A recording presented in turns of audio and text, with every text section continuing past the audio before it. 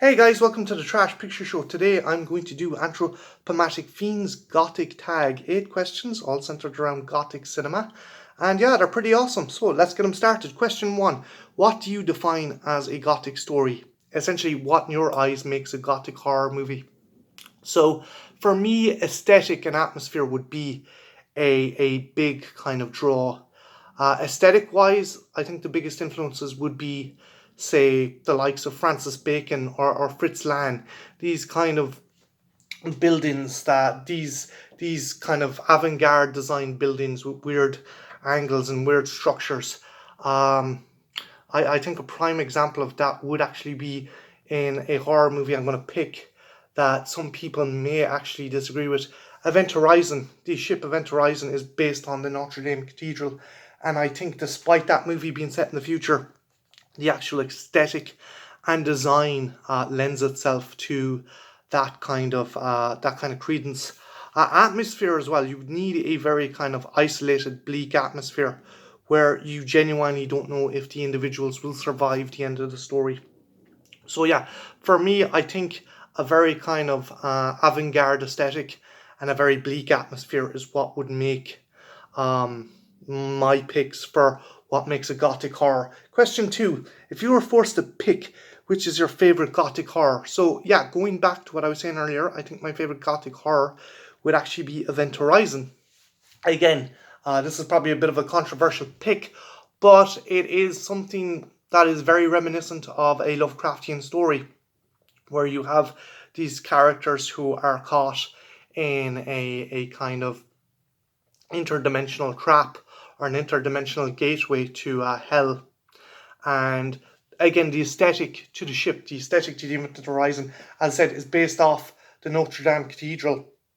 The windows all seem to have kind of Roman numeral markings. The kind of bridge between the ship and the engine is like a spire, and the shape of the ship itself looks like a Parisian cross or a kind of medieval Dark Ages crucifix. It's aesthetically, for me, it ticks all the bells as a Gothic horror, and again, the story is something right out of Lovecraft. You have these characters who essentially don't really affect the events of the story. They're minuscule. They're totally at the whim and behest of um, this supernatural event that's occurring on the ship. And I say supernatural, there's no aliens or anything. There is a smidge of science fiction, but by and large, Event Horizon is more of a supernatural ghost story. So if you had to put a gun to my head, I would definitely pick Event Horizon as my pick for my favorite Gothic horror. Question 3. What is your favorite film adaptation of Gothic literature? Um, I think I'm going to go with Mary Riley. This is a very little known movie. It's essentially an adaptation of Robert Louis Stevenson's The Curious Case of Dr. Jekyll and Mr. Hyde. It stars John Malkovich as both Jekyll and Hyde, and also Julia Roberts as his maid. And the story is all told from the perspective of Mary Riley, the maid. And again, it's beautifully shot. The sets are fantastic. The costumes are lavished, kind of with care and love, and there's a very kind of grim Victorian aesthetic to it. If you like the likes of maybe not the movie now, but if you like the likes of Alan Moore's um, From Hell graphic novel, definitely check this one out. I actually think it's a better kind of interpretation of that than the From Hell movie. So yeah, if you get a chance, guys, check out Mary Riley. Not perfect, a couple of problems, but I think it's one of the better kind of adaptations of a classic Gothic literature. Question 2. Which is your favorite original Gothic horror?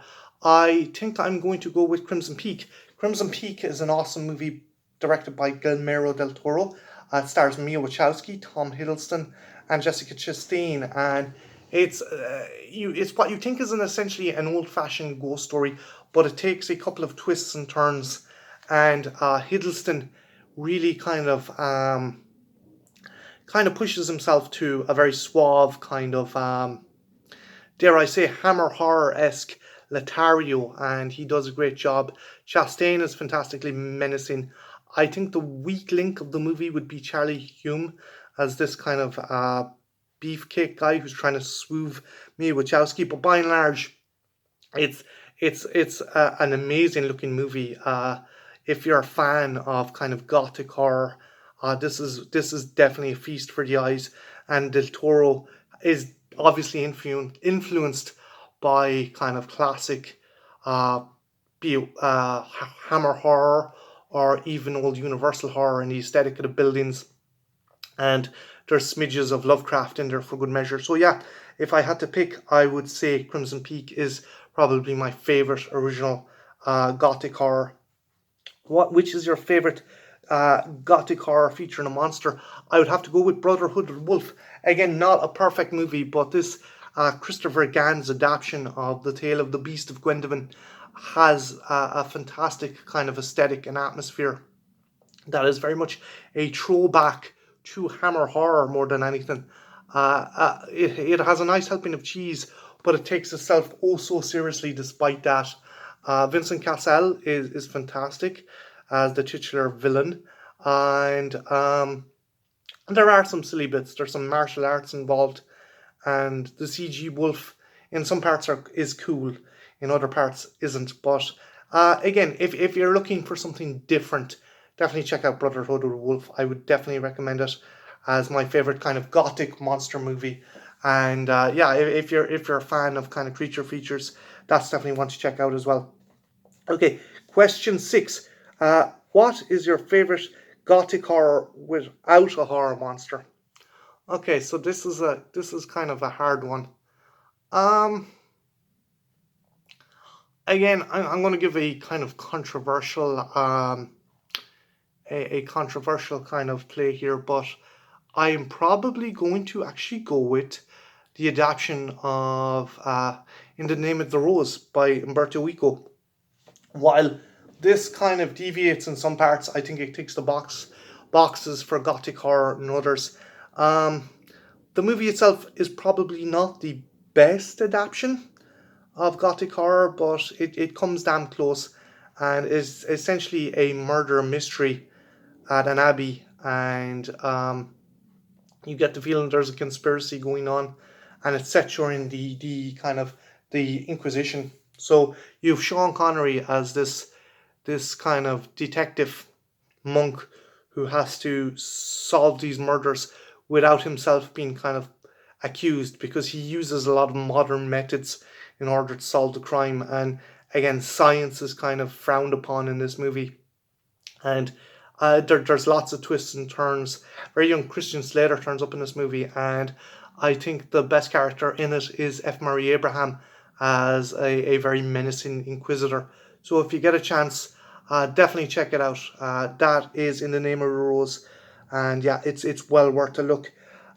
Question number 7: favorite gothic horror movie soundtrack?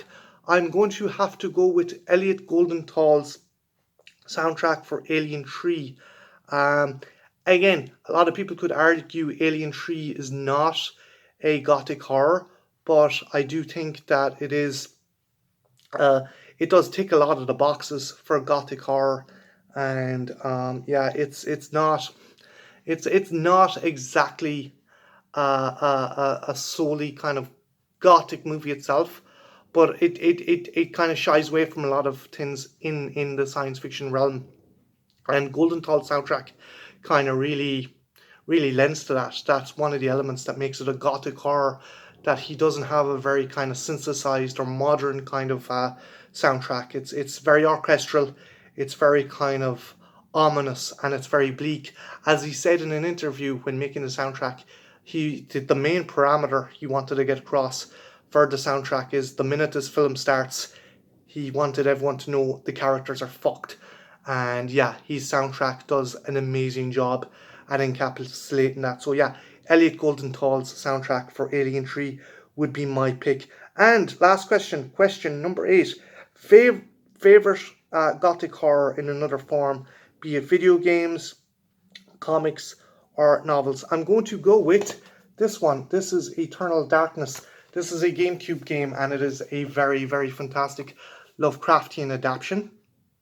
And yeah, if you get a chance, definitely check it out. If you have a GameCube, or I think they re-released it for maybe the likes of uh, the Wii U. But if you get a chance, definitely check it out. It's essentially the a girl investigating the kind of the events that led to her grandfather's death, and she's reading through different journals, and each journal entry is like a recovered manuscript or a recovered piece of history where characters throughout different parts of time have tangled with an elder god. And again, there's lots of Lovecraftian references in this, and it is well worth the look. So if you get a chance, definitely give it a go. Eternal Darkness, Sanity's Requiem. It's it's fairly dear to try and pick up online, but I do think it might have been available in the Nintendo store. So yeah, have a hunt about, and yeah, if you want a game that encapsulates kind of Gothic horror and Lovecraftian horror, this is definitely one to check out. So yeah, that has been Anthropomantic Fiends Gothic Horror Tag. Uh, I'm going to tag Soulless Trenchcoat, Bronco Juggalo, and I think I will also tag Dice Rolling in this. So yeah, my name's Martin. This has been a Trash Picture Show, and yeah, give Anthropomatic's channel a look because he's a fairly awesome guy. And yeah, have a good one. Take care. Bye now.